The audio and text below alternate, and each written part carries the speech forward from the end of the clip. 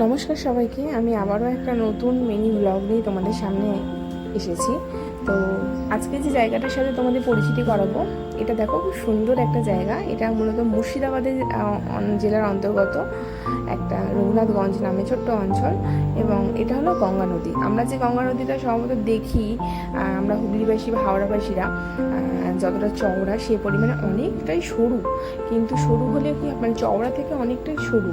কিন্তু এটা কিন্তু আসল গঙ্গা নদীটাই, যেটা তোমার ধুলিয়ান থেকে ভাগ হয়ে ভেঙে এসেছে, বহরমপুরের দিকে যেটা গেছে সেটা কিন্তু নয়, এটা কিন্তু আসল গঙ্গা নদী। তো যাই হোক, যারা মুর্শিদাবাদে থাকবে তারা সবাই জানবে।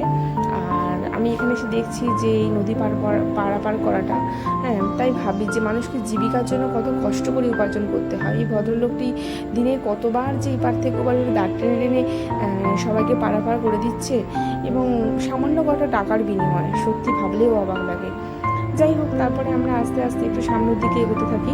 সামনের দিকে আমরা যাই এবং রাস্তার মানে গঙ্গার ধারে যে রাস্তার ওপরে দুধারে ফুটপাতে বসেছে প্রচুর খাবার দোকান, প্রচুর, বিশেষত খাবার দোকানই বেশি, ফাস্টফুড এইসবই বেশি। তারপরে আমার কিন্তু, যদিও এই জায়গাটাতে কিন্তু আমার বাসস্থান নয়, আমার জন্মভূমিও নয়, আমি এখানে এসেছি একটি কারণে, সেটা আস্তে আস্তে তোমাদের সাথে পরে শেয়ার করবো, কেন এসেছি, কী জন্য এসেছি, আর কতদিন ছিলাম সেখানে।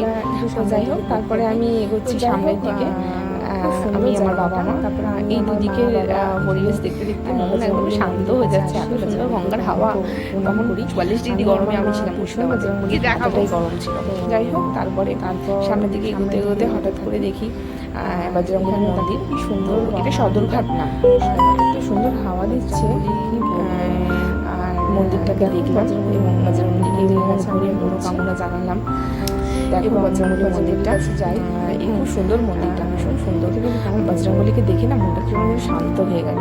এই যে বজরংবলী, জয় বজরংবলী, জয় শ্রীরাম। যাই হোক, তারপরে বাবাকে নমস্কার করে নিয়ে আমরা এলাম একটুখানি খেতে। মা খেলো দই বড়া, আমি আর বাবা খেলাম একটু চুরমুর। তো ব্যাস, এইভাবে দিনটা কাটলো।